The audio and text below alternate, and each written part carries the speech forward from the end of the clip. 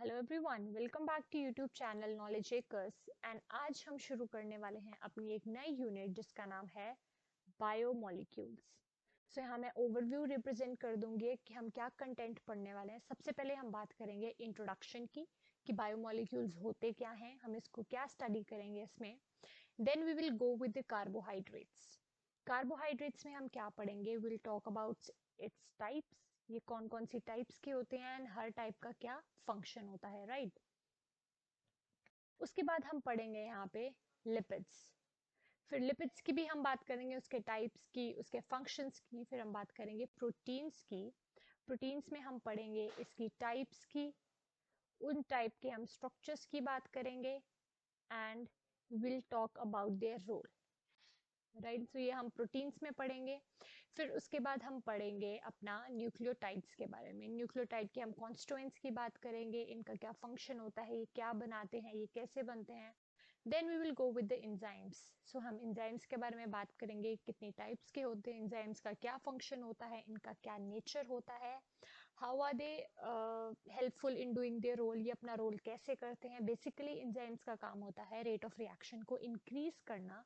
सो हम एक ग्राफ के बारे में पढ़ेंगे जहाँ पे हम बात करेंगे कि इस ग्राफ के थ्रू ये कैसे रेट ऑफ रिएक्शन को इंक्रीज करते हैं। और सबसे मेन बात ये होती है, एंजाइम्स जो होती हैं वो रेट को बढ़ाती हैं लेकिन खुद वो कंज्यूम नहीं होते हैं। मतलब वो जितने क्वांटिटी में पहले प्रेजेंट थे वो उतनी ही क्वांटिटी में लास्ट में भी हमारे पास प्रेजेंट रहते हैं।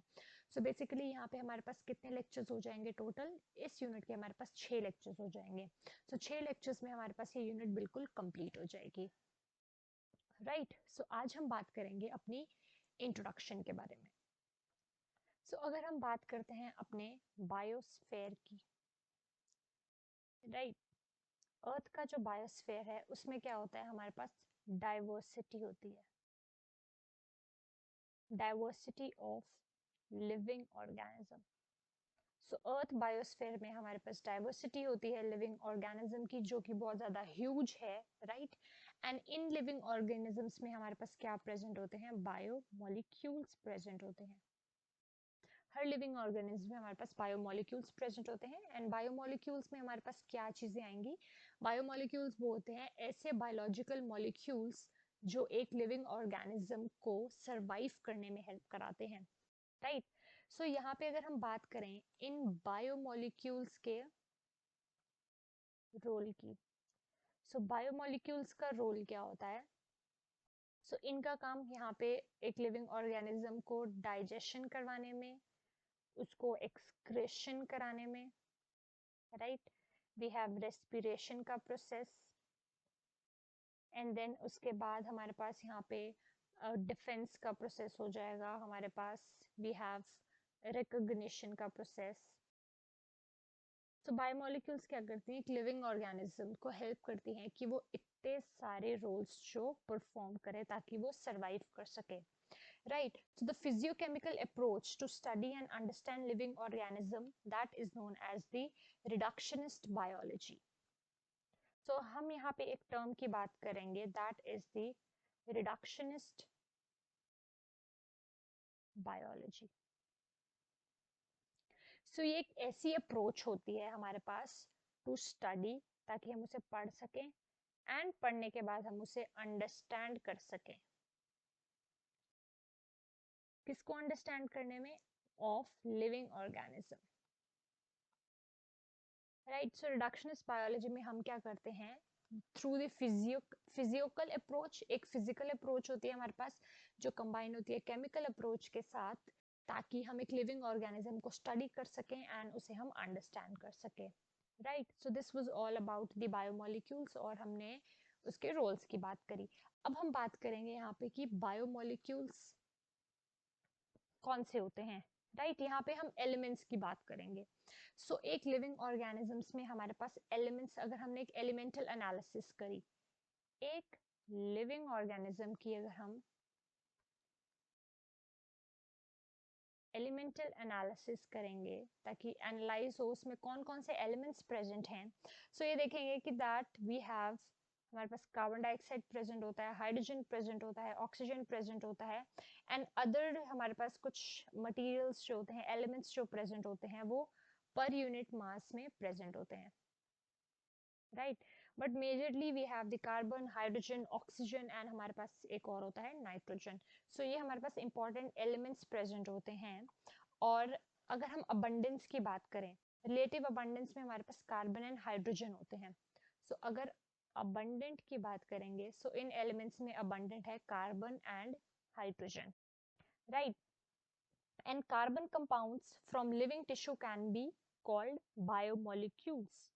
सो बायोमोलिक्यूल्स वो होते हैं जिसमें हमारे पास कार्बन मोइटी प्रेजेंट होती है, राइट। सो यहाँ हमने एलिमेंट्स की बात करी, carbon, hydrogen, oxygen, nitrogen.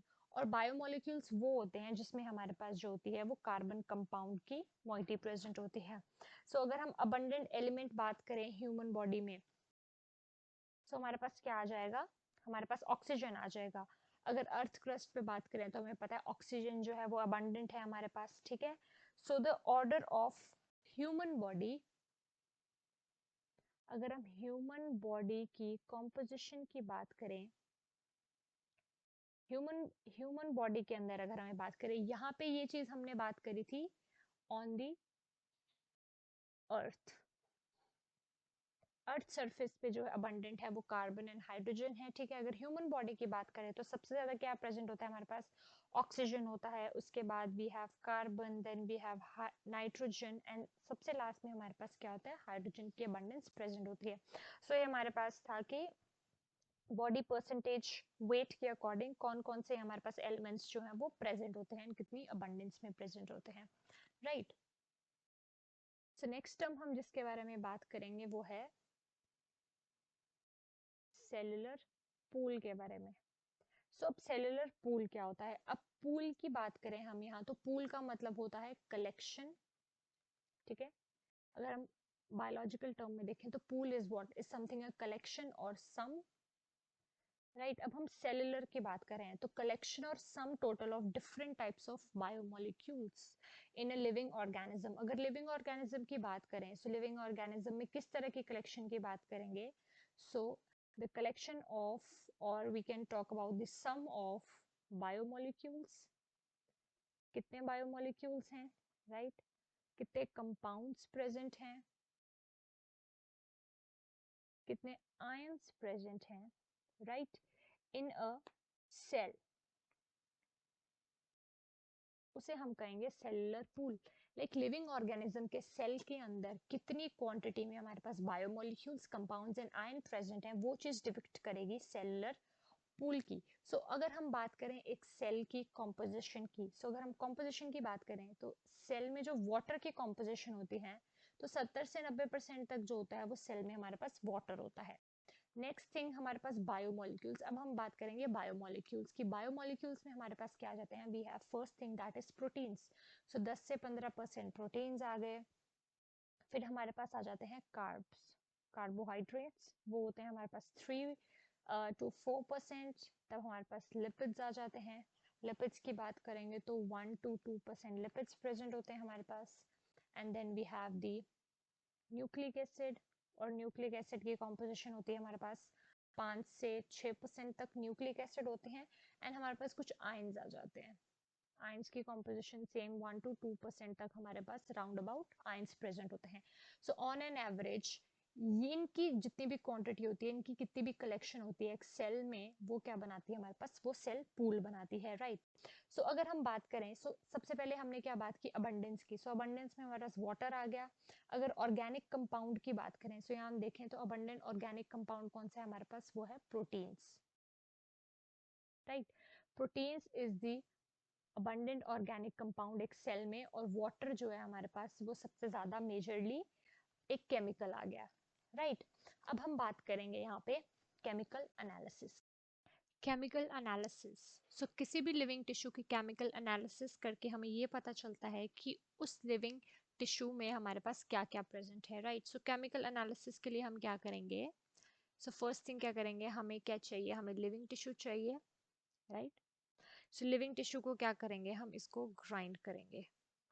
So living tissue grinded in trichloro acetic acid